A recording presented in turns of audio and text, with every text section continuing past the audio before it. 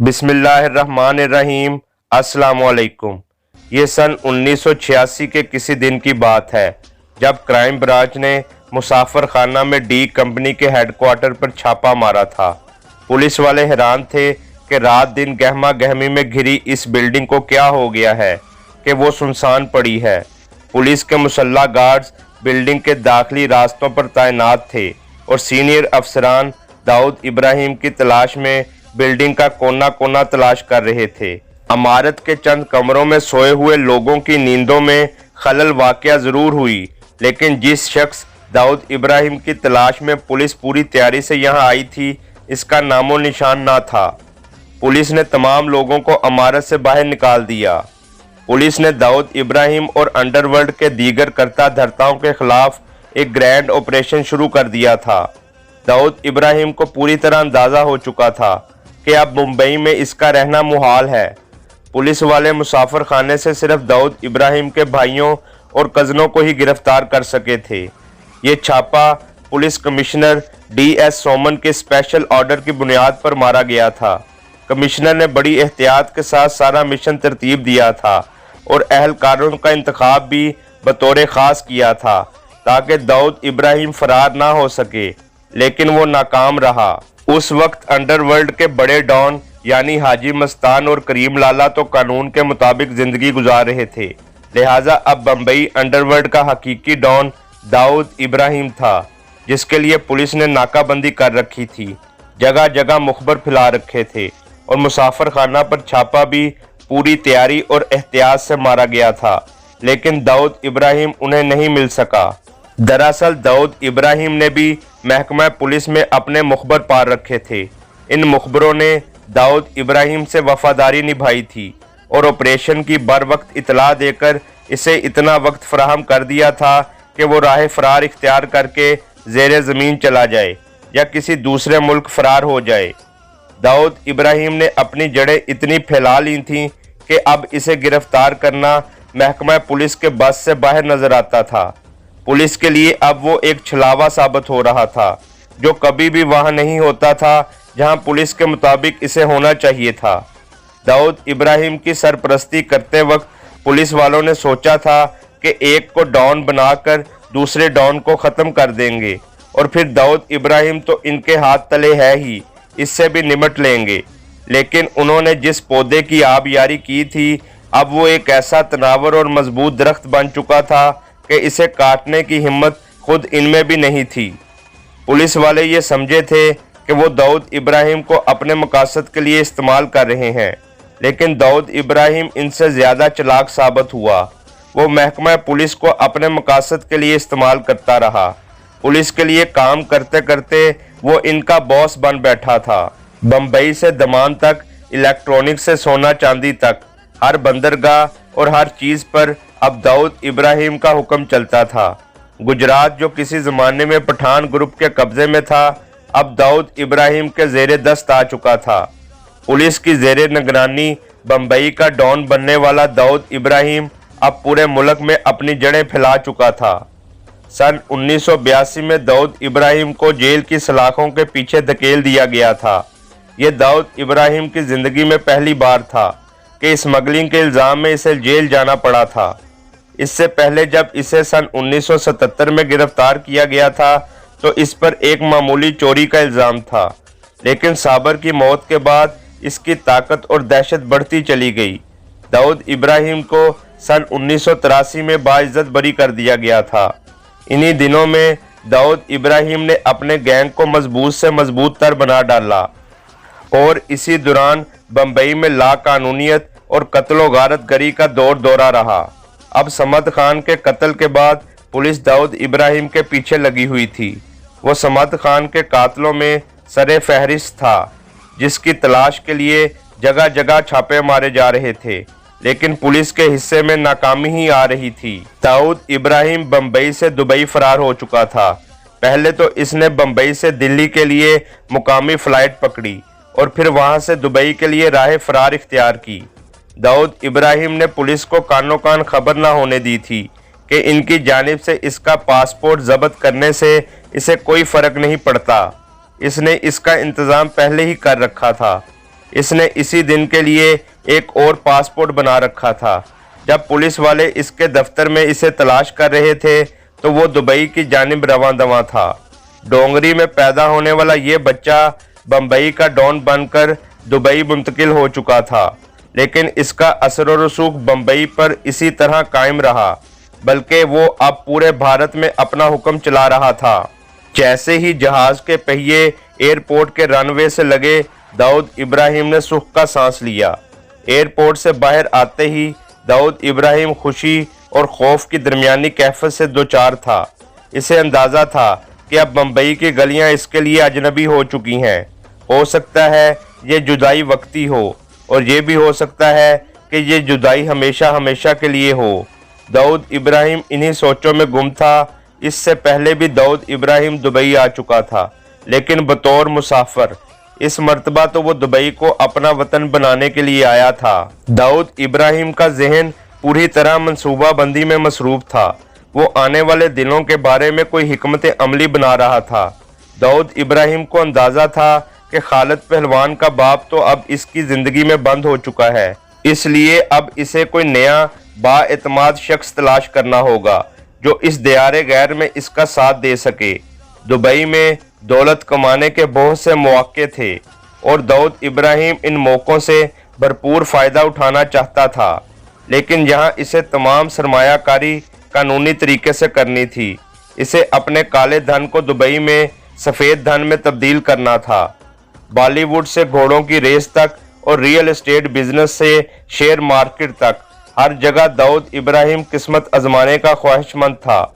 वो चाहता था ऐसा कोई भी बिजनेस दुबई में इसकी दस्तरस से बाहर ना रहे जिसमें लंबे हाथ मारने के मौके मुयस्सर हों। फिल्म साजी और घोड़ों की रेस का शौक इसे इस वक्त से था जब वो 9 उम्र था, लेकिन बम्बई में इसे अपने दुश्मनों से निपटने से फुर्सत ही नहीं मिलती थी। दुश्मनों की जानिब से फारग हुआ तो बम्बई पुलिस के साथ आंख मचोली का खेल शुरू हो गया, लेकिन इसे नए वतन में इसे अपने तमाम शौक पूरे करने के लिए वक्त और मौके दोनों ही मुयस्सर थे। यहाँ इसे कानून के साथ आंख मचोली नहीं खेलनी थी, बल्कि कानून वालों को अपना हमनवा बनाना था। दाऊद इब्राहिम की नज़र इस आलीशान बंगले पर पड़ी जो दुबई में इसके नए स्मगलर पार्टनर ने इसे फराहम किया था। दाऊद इब्राहिम को अपनी ज़ाती रहाइश का बंदोबस्त करने तक इसी बंगले में रहना था। दाऊद इब्राहिम का ये नया पार्टनर शेख यूसुफ था, जो कि दुबई में अपने हेड क्वार्टर को काफ़ी मजबूत बना चुका था।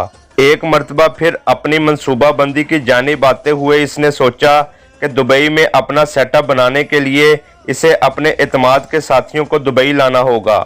इसे अंदाज़ा था कि अपने कारोबार के सिलसिले में वो बिल्कुल नए लोगों पर एतबार नहीं कर सकता था, क्योंकि इसे सिर्फ मंसूबाबंदी करना थी और इस मंसूबाबंदी पर अमल करने के लिए इसे अपने करीबी साथियों की ज़रूरत थी। अभी इसे दुबई आए 24 घंटे भी न गुजरे थे कि वो दर्जनों टेलीफोन कॉलें बम्बई मिला चुका था।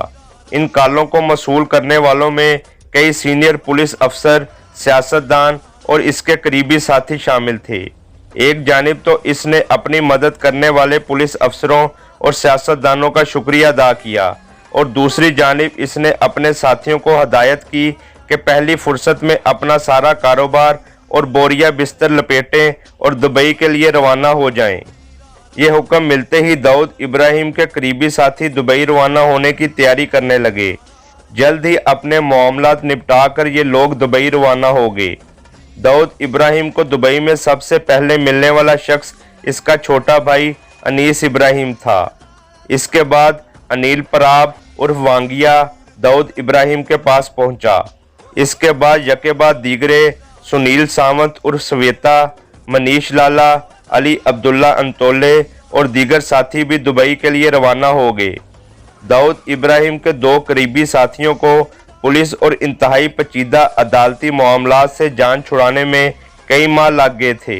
इनमें 2 छोटे शामिल थे, यानी छोटा राजन और छोटा शकील। ये लोग बिल तरतीब सन 1987 और 88 में दुबई पहुंचे।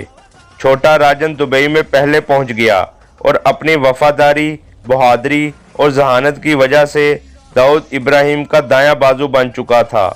गो के छोटा शकील भी छोटा राजन से किसी तौर पर कम नहीं था, लेकिन फिल वक्त इसे पहले पहुंचने वाले छोटा राजन का मातहत बनकर काम करना पड़ा। बहरहाल इसी दौरान तरक्की करते करते दाऊद इब्राहिम बहुत आगे निकल चुका था और इसने ख्वाबों के ऐन मुताबिक एक बहुत ही बड़ा और आलीशान बंगला अपने लिए बना लिया था। दाऊद इब्राहिम ने इस बंगले का नाम व्हाइट हाउस रखा था। इससे जाहिर होता है कि दाऊद इब्राहिम खुद को किसी तौर पर भी अमरीकी सदर से कम नहीं समझता था। तमाम नजरें दाऊद इब्राहिम पर जमी हुई थीं और दाऊद कुर्सियों पर बैठे हर फर्द को बगौर देख रहा था, गोया के अंडरवर्ल्ड का कोई बहुत ही अहम फैसला किया जाने वाला था। इस वक्त कमरे में बिलखसूस शिराट शेट्टी उर्फ अन्ना और रामा नायक मौजूद थे। अन्ना शर्तें लगाने के लिए दाऊद की मशावरती कमेटी का अहम रुकन था, जबकि रामा नायक दाऊद का वो साथी था जिसने डोंगरी से अब तक दाऊद से वफादारी निभाई थी। इन दोनों के माबैन मगरबी बम्बई के इलाके मेलाड में एक प्लाट पर तनाज़ा चल रहा था।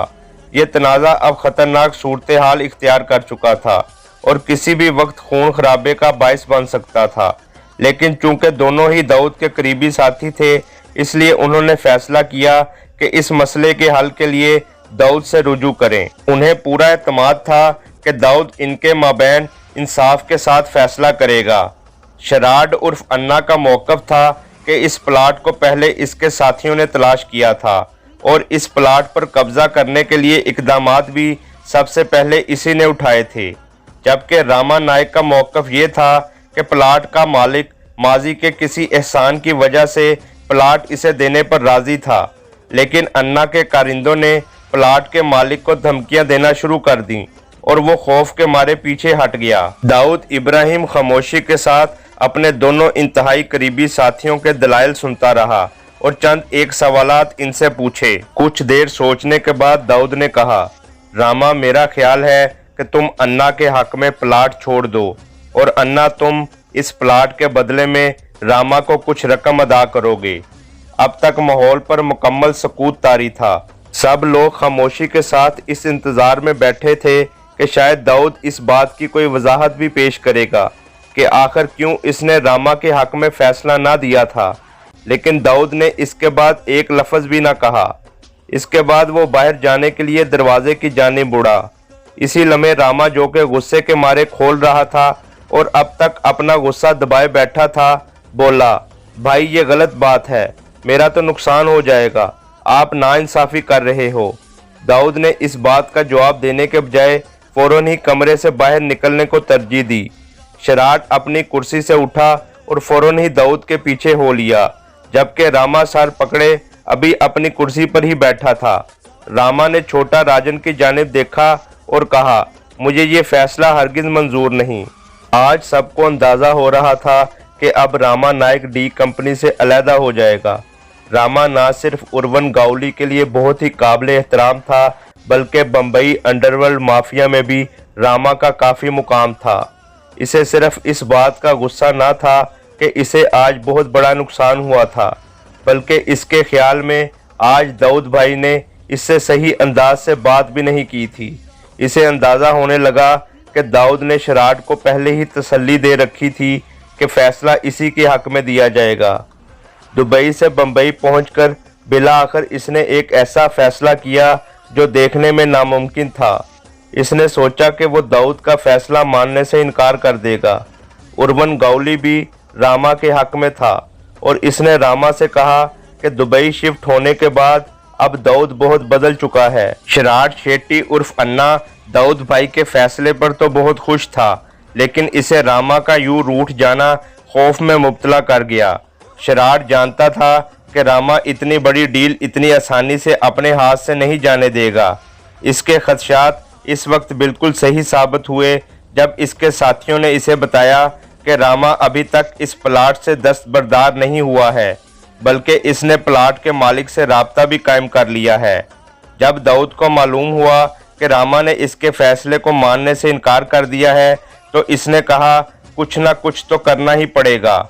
जो लोग दाऊद इब्राहिम से करीब रह चुके हैं, उन्हें इस बात का अंदाज़ा था कि इसके बाद कुछ ना कुछ जरूर होगा। सब इंस्पेक्टर राजिंदर कादरे अपनी बरहमन फैमिली में वो पहला शख्स था जिसने पुलिस में नौकरी की थी। वो इंतहाई गुर्बत की ज़िंदगी गुजारते हुए आज इस मुकाम तक पहुंचा था और हमेशा इसी ताक में रहता था कि किसी न किसी तरह इसे कोई ऐसा मौका हाथ आ जाए कि वो महकमा पुलिस में मशहूर अफसरान में शुमार होने लगे। इसकी ज़िंदगी में ऐसा मौका तकरीबन एक दहाई के बाद आया। सन 1987 की गर्मियों के दिन थे कि कादरे को एक वाक़े ने रातों रात मशहूर बल्कि यूं कहिए कि बदनाम कर दिया। 24 जुलाई के दिन वो अपनी ड्यूटी पर था कि किसी मुखबर ने इसे रामा नाइक की नकलो हमल की इतला दी। मुखबर ने इसे बताया कि रामा चैम्बर के इलाके में किसी नाई की दुकान में बैठा बाल कटवा रहा है। कांदरे ने वक्त ज़ाया किए बगैर मोबाइल ली और रवाना हो गया। कांदरे के मुताबिक वो जब इस मुकाम पर पहुंचा तो इसने रामा से हथियार डालने को कहा, लेकिन रामा ने बजाय हथियार डालने के पुलिस वालों पर फायर खोल दिया। फायरिंग के इस तबादले में रामा बुरी तरह जख्मी हो गया और जख्मों की ताब ना लाते हुए रामा नाइक चल बसा। कांदरे को तवक्का थी कि इस वाक़े के बाद इसे कोई मेडल वगैरह मिलेगा, लेकिन मीडिया ने वाक़े को कुछ इस अंदाज से पेश किया कि कहानी उल्टा कांदरे के गले में आ गई। इस पुलिस मुकाबले के खिलाफ एक अदालती कमीशन कायम किया गया, लेकिन कांदरे अपने दफा में नाकाम रहा। इस वक्त के एक कालम निगार ने इंडियन एक्सप्रेस में यहाँ तक लिखा कि दरअसल रामा नाइक को दाऊद इब्राहिम के चचा अहमद अंतोले और एक शूटर डैनी ने मिलकर कत्ल किया था और लाश को कांदरे के हवाले कर दिया गया। बाज़ सहाफ़ियों ने इसे जाली पुलिस मुकाबला करार दिया और बाज़ ने यहाँ तक कहा कि दाऊद इब्राहिम के कहने पर कांदरे नाइक को मारने की ही गर्ज से आया था, इसीलिए उन्होंने इसे मारवाए अदालत कत्ल करार दिया। बाज़ सहाफ़ियों को ये एतराज़ था कि चैम्बर का इलाका कांदरे की अमलदारी में आता ही ना था। अगर वो मुजरिम को पकड़ने में वाकई संजीदा था तो इसे वहाँ के पुलिस इंस्पेक्टर को इतला देनी चाहिए थी। कांदरे तो अपनी ज़िंदगी की सबसे बड़ी कामयाबी की खुशी ना मना सका, लेकिन वहाँ व्हाइट हाउस दुबई में अन्ना खुशी के दिए जला रहा था। इसे इस कत्ल से 50 करोड़ रुपए का फ़ायदा हुआ था और इसका दुश्मन इस अंदाज से मारा गया था कि किसी को इस पर शुबा भी ना हो सकता था। अन्ना दुबई में अपनी इस फतह की खुशी में जश्न मना रहा था। दाऊद इस मसले पर वैसे तो खामोश रहा, लेकिन एक बात से अंदाज़ा होता है कि इस कत्ल के पीछे दाऊद इब्राहिम का हाथ हो सकता था। दाऊद खिड़की के पास खड़ा सिगार पी रहा था। वो कहीं जाने वाला था कि इसका कोट थामे छोटा राजन पास ही खड़ा था। इतने में अन्ना दौड़ते हुए आया और दाऊद के गले लग गया। इस पर दाऊद ने इसे मुस्कुरा कर देखा। अन्ना ने दाऊद से पूछा, ये सब कैसे हो गया? लेकिन दाऊद ने सिर्फ राज कहा और इसके बाद राजन और दाऊद एक दूसरे को देखकर मुस्कुराए। बम्बई में ये पहला पुलिस मुकाबला न था जिसकी सुपारी दाऊद इब्राहिम ने दी थी। ये बात पुलिस के महकमे में मशहूर थी और सब जानते थे कि जो कोई भी दाऊद से बम्बई में टक्कर लेता, दाऊद वहीं से इसकी सुपारी भिजवा देता है। बम्बई शहर में इस तरह के दर्जनों कत्ल पुलिस के हाथों हुए जिनके ताने बाने बिला आखिर दुबई में दाऊद इब्राहिम से जा मिले। इसी तरह का एक कत्ल महमूद खान उर्फ कालिया का इंस्पेक्टर एमुलक के हाथों हुआ था, जिस पर बाद में अदालती कमीशन बिठाया गया। मन्नत खान और कोंडे भी इसी तरह इंस्पेक्टर एमुलक के हाथों मारे गए थे। कोंडे के बारे में कहा जाता है कि इसने दाऊद के एक बहुत ही करीबी सियासतदान पप्पू कालानी से दुश्मनी मोल ली थी, जिसकी सज़ा इसे पुलिस मुकाबले की सूरत में अदा करनी पड़ी। जारी है।